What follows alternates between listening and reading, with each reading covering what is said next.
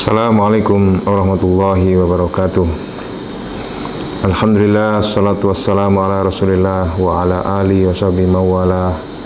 La hawla wa la quwata illa billah wa ba'd.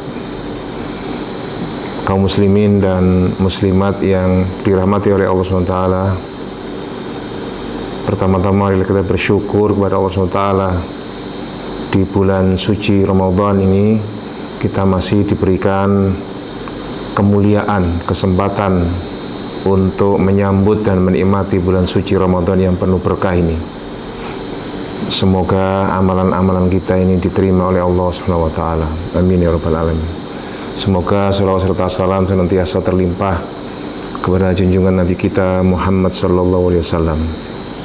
Karena Nabi kita Muhammad SAW telah memberikan teladan yang terbaik, khususnya di dalam memakmurkan bulan suci Ramadan ini. Maka di acara Ramadan tangguh ini, saya ingin mengajak kepada kaum muslimin dan muslimat untuk memuliakan secara bersama-sama di bulan suci Ramadan ini.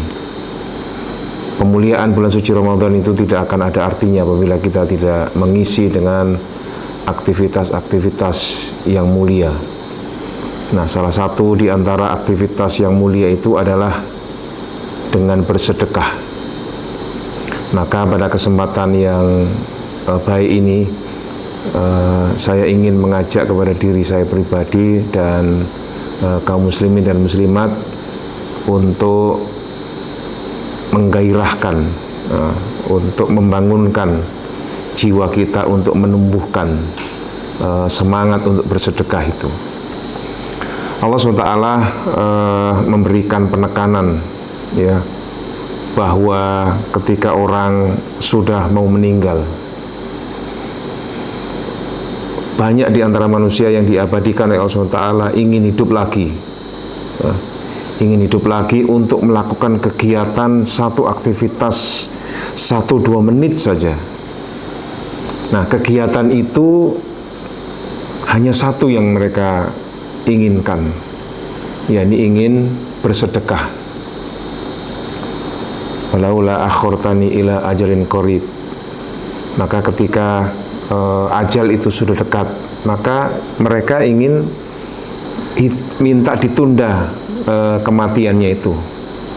Fasaddaqo minas sholihin. Maka mereka ingin bersedekah agar menjadi orang-orang yang soleh. Ini menunjukkan bahwa orang soleh itu salah satu di antara cirinya adalah bersedekah. Bahwa orang-orang yang mau meninggal saja, itu mereka ingin menunda untuk melaksanakan aktivitas, melakukan amalan kebaikan berupa sedekah, sedekah. Padahal banyak amalan-amalan lain yang mungkin lebih utama, lebih besar. Misalnya berbakti kepada orang tua, misalnya berpuasa, membantu orang lain, ya.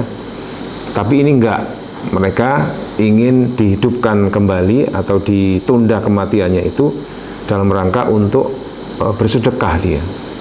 Nah, ini menunjukkan bahwa bersedekah itu memang memiliki nilai yang sangat agung. Nah, kemudian yang kedua, di kesempatan bulan suci Ramadan ini, agar puasa kita ini memang betul-betul berbobot, sehingga dengan zakat yang tumbuh, kemudian Indonesia akan benar-benar menjadi negara yang tangguh, itu dengan bersedekah. Nah, Ramadan itu sendiri memiliki momentum yang sangat luar biasa. Kalau hari-hari biasa kita bisa bersedekah, mungkin nilainya dilipat gandakan. Tetapi untuk bulan suci Ramadan itu nilainya berlipat-lipat, ya, nggak bisa dihitung. Karena momentumnya momentum Ramadan, karena setiap di bulan Ramadan itu amalan-amalan kita ini diangkat, ya, ditingkatkan, kuantitasnya itu ditambah oleh Allah SWT. Sehingga apabila kita berbuat baik di bulan biasa itu nilainya misalnya 10, tapi kalau di bulan suci Ramadan itu berpuluh-puluh, mungkin beratus-ratus kali lipat. Ini menunjukkan bahwa momentum kita untuk berbuat kebaikan, khususnya bersedekah di bulan suci Ramadan, ini adalah mendatangkan kebaikan yang berlipat-lipat. Kalau kita lihat bagaimana tradisi jahiliyah, kita mengenal banyak tokoh-tokoh pemuka kafir Quraisy itu memiliki tradisi memberi, tradisi bersedekah. Itu ada salah satu nama yang tercantum di dalam sejarah sirah nabawiyah yang namanya Abdullah bin Jud'an. Abdullah bin Jud'an ini adalah anak paman dari Abu Bakar As-Siddiq. Aisyah pernah menceritakan bahwa pamannya ini, anak pamannya ini, atau berarti kakeknya ya, kakek dari pamannya ini, namanya Abdullah bin Jud'an, itu memiliki tradisi yang sangat mulia sehingga dia dimuliakan oleh bangsa Arab waktu itu. Abdullah bin Jud'an itu suka memberi makan, suka memberi orang-orang yang kelaparan.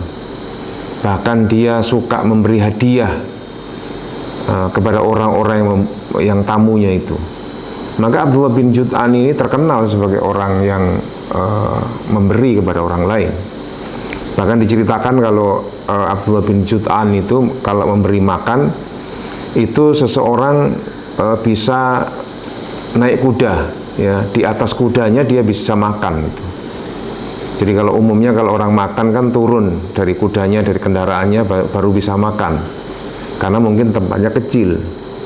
Tapi untuk sajian yang disampaikan, nampan yang disediakan oleh Abdullah bin Jud'an itu memungkinkan bagi orang yang berkendara kuda itu nggak usah turun, tapi naik tetap di atas kudanya dan dia bisa makan. Nah, ini bisa kita bayangkan bagaimana besarnya itu, periuknya itu besarnya luar biasa, sehingga pada saat itu pernah diceritakan Abdullah bin Jud'an itu mengirim 2000 ekor, ya, 2000 unta, ya, 2000 unta itu memuat, ya, memuat madu dan gandum. Itu untuk dijadikan dibuat kayak sajian untuk menjamu orang. Nah, ini begitu besarnya itu, 2000 unta berisi makanan gandum dan madu. Nah, ini menunjukkan bagaimana Abdullah bin Jud'an itu adalah seorang yang dermawan. Tetapi oleh Aisyah ditanyakan kepada Rasulullah SAW, wahai Rasulullah SAW, apakah Abdullah bin Jud'an itu tempatnya di surga?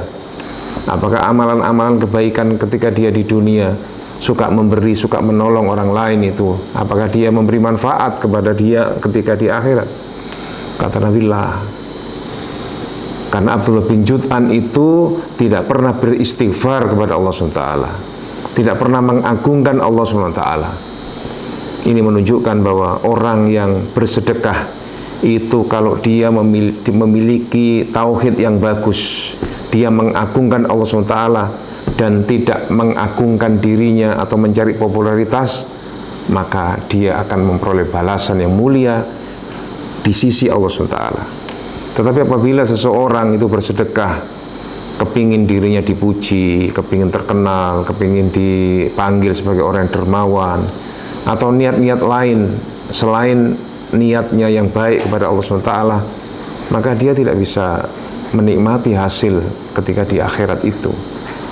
Maka ini sangat disayangkan apabila seseorang memberi kepada orang lain, niatnya supaya orang lain memuji dia, supaya dia dipanggil sebagai seorang yang dermawan. Dan ini adalah tidak cocok, ya, dengan niat seseorang apabila dia berbuat baik. Maka berbuat baik seperti sedekah, khususnya di bulan suci Ramadan ini, adalah memiliki keutamaan apabila dia ikhlas kepada Allah SWT. Biar Allah SWT sendiri nanti akan membalas amal-amal kebaikan itu. Maka Allah SWT juga memberikan kemuliaan dengan memerintahkan kepada orang-orang yang berbuat infak atau sedekah. Wa anfiqu mimma razaqnahum min qabli ayyatiyumul maut. Maka Allah SWT memerintahkan, silahkan, ayo kamu bersedekah dengan apa yang sudah aku berikan rizki kepada kalian. Min qabli ayyatiyumul maut, ya, sebelum datang sebuah peristiwa kematian yang tidak bisa diundur dan tidak bisa diajukan lagi. Maka kemudian orang-orang yang akan mati, akan meninggal itu, dia mengatakan, fayaqulu laula akhartani ila ajalin qarib, Ya Allah, andai kata aku ini bisa diundur kematianku itu untuk beberapa saat, untuk apa? Fa asaddaqa wa akum minas sholihin, untuk bersedekah agar aku termasuk golongan orang-orang yang soleh, orang-orang yang baik. Nah, ini menunjukkan bahwa Allah SWT mengabadikan penyesalan seseorang ketika dia di dalam hidupnya di dunia tidak pernah bersedekah. Tetapi dia begitu mau meninggal, mau dicabut nyawanya, itu dia bersumpah, dia berkeinginan, memohon dengan melas kepada Allah SWT agar kematiannya itu ditunda. Nah, dengan ditunda itu tidak ada perbuatan lain kecuali dia ingin bersedekah untuk memberikan yang terbaik kepada Allah SWT. Para jamaah kaum muslimin dan muslimat yang dirahmati oleh Allah SWT, di dalam kesempatan di bulan suci Ramadan ini, kita oleh Allah SWT dipastikan akan memperoleh kebaikan apabila kita mensisihkan sebagian di harta kita. Kita nggak diminta untuk mensedekahkan, memberikan harta kita semuanya seperti yang dilakukan oleh Abu Bakar As-Siddiq. Kalau Abu Bakar As-Siddiq ketika dia mensedekahkan, semua diberikan untuk Rasulullah SAW dan Allah SWT. Kemudian itu juga Umar ibn Khattab, dia memberikan setengah dari hartanya itu kepada Rasulullah SAW, karena mereka imannya luar biasa, kuat sekali, sehingga sepenuhnya diberikan kepada Islam itu. Tetapi Allah SWT hanya memerintahkan kepada kita untuk memberikan sebagian. Wa anfiqu mimma razaqnakum, sedekahkanlah, sisihkanlah harta dari sebagian saja. Ini menunjukkan tidak semua apa yang kita miliki itu disedekahkan kepada jalan Allah SWT. Bahkan Nabi kita Muhammad SAW itu menjamin, ya, menjamin kepada orang yang bersedekah, mana qasat shadaqatun min malin, maka bagi orang yang bersedekah itu tidak mungkin, tidak akan berkurang hartanya. Para ulama memberikan penjelasan bahwa mana qasat shadaqatun min malin ini maknanya dua sisi. Yang pertama adalah orang yang bersedekah itu memang hartanya berkurang, ya. Orang kalau punya uang 1 juta bersedekah 100 ribu, berarti uangnya berkurang, tinggal 900 ribu. Maka ini nilainya berkurang, tetapi Allah SWT memberikan kualitas dari uang yang disedekahkan tadi. Mungkin uangnya 100 ribu tadi dilipat gandakan, nilainya nggak bisa dihitung oleh manusia biasa. Dan uang yang 900 tadi itu memang betul-betul barokah, sehingga dia bisa dipergunakan untuk apa saja, kebutuhan apa saja. Itu nilainya berkah. Itu makna yang pertama. Kemudian makna yang kedua adalah ketika orang bersedekah itu oleh Allah SWT, kuantitasnya ditambah, ya. Bagi orang yang bersedekah, mensedekahkan hanya 100 ribu, tetapi dia oleh Allah SWT akan ditambah kekayaannya itu. Maka dia di samping kekayaannya tambah, mungkin anak istrinya berkah, ya. Kalau mungkin seseorang yang bersedekah, suka memberi, sehingga didoakan oleh orang yang diberi tadi itu, sehingga kemudian anaknya menjadi anak yang pintar, anak yang cerdas, anak yang juara, atau anak yang tekun, anak yang cerdas, anak yang suka membantu kepada orang tua. Sehingga apabila ada orang tua memiliki anak yang cerdas, anak yang giat, suka membantu orang tua, itu adalah salah satu di antara nilai dari sedekah yang telah diberikan oleh orang tuanya. Dan apabila kita memiliki anak yang malas, ya, anak yang tidak cerdas, itu akan menjadi beban orang tua. Mungkin secara ekonomi perlu ada pembantu, ya, sehingga harus bayar pembantu, harus keluar uang. Tapi kalau memiliki anak yang tekun, anak yang rajin, anak yang mau membantu tugas orang tua di rumah, maka ini adalah salah satu di antara berkah yang dimiliki oleh orang tua. Para jamaah kaum muslimin wal muslimat, sebagai penutup saya ingin menyampaikan satu di antara 7 golongan yang dilindungi oleh Allah SWT ketika hari yang sangat menentukan. Ada 7 golongan yang 7-7-nya ini dilindungi oleh Allah SWT. yang ingin saya sampaikan cuma satu saja. Kata Nabi kita Muhammad SAW, rojulun tasoddaqo biyaminihi, seorang laki-laki yang mensedekahkan dengan tangan kirinya, fa'akhfaha, maka kemudian dia bersedekah ini tersembunyi, bahkan hatta la ta'lama shimaluhu yunfiku biyamini, maka yang tangan kanan yang bersedekah itu, tangan kiri tidak mengetahui apa yang dilakukan oleh tangan kanannya itu. Ini menunjukkan keistimewaan salah satu di antara 7 orang. Yang pertama di antaranya adalah imamun adil, imam yang adil itu. Nah, ini ada yang ketujuh, salah satunya adalah seorang yang mensedekahkan, ya, tangan kanannya melakukan sedekah, memberikan kepada orang lain, tetapi tangan kirinya tidak tahu apa yang dilakukan oleh tangan kanannya itu. Maka ini menunjukkan bahwa orang yang seperti ini betul-betul ikhlas. Bukan hanya orang lain yang tidak tahu, tapi tangan kirinya saja tidak tahu bahwa tangan kanannya sedang melakukan amalan kebaikan. Nah, apalagi di bulan suci Ramadan ini, kesempatan untuk melakukan amalan-amalan kebaikan. Silakan kalau sedekah itu dilakukan secara terbuka dalam rangka untuk memberi contoh kepada orang lain, nggak apa-apa. Tapi alangkah lebih baiknya apabila sedekah itu diberikan ketika orang lain tidak tahu, tangan kirinya tidak tahu apa yang diberikan oleh tangan kanannya. Ini adalah sebuah amal yang tersembunyi, hanya Allah SWT nanti saja yang akan membalas kebaikannya itu. Maka di bulan suci Ramadan ini, di bulan yang penuh berkah ini, kita manfaatkan untuk melaksanakan amalan-amalan kebaikan dengan bersedekah. Nah, khususnya bagi saudara-saudara kita yang sedang mengalami musibah, entah musibah itu berupa banjir atau gunung meletus, atau memang dililit hutang, atau mengalami masalah problem ekonomi. Ini adalah salah satu di antara cara Allah SWT untuk memberikan kesempatan kepada kita untuk melakukan amalan-amalan kebaikan dengan bersedekah kepada orang lain. Maka dengan adanya zakat tumbuh Indonesia tangguh, ini adalah salah satu di antara tagline yang dilakukan oleh Lazismu Jawa Timur ini dalam rangka untuk membantu Indonesia untuk membantu persoalan ekonomi dan sekaligus membantu saudara-saudara kita, khususnya kaum muslimin yang ada di negara ini. Saya kira itu yang bisa saya sampaikan, mudah-mudahan bermanfaat. Semoga amalan-amalan kita di bulan suci Ramadan ini diterima oleh Allah SWT, dan mudah-mudahan kita oleh Allah SWT diberikan kesempatan, kelapangan hati untuk memberikan apa yang kita miliki dalam rangka untuk membantu orang lain.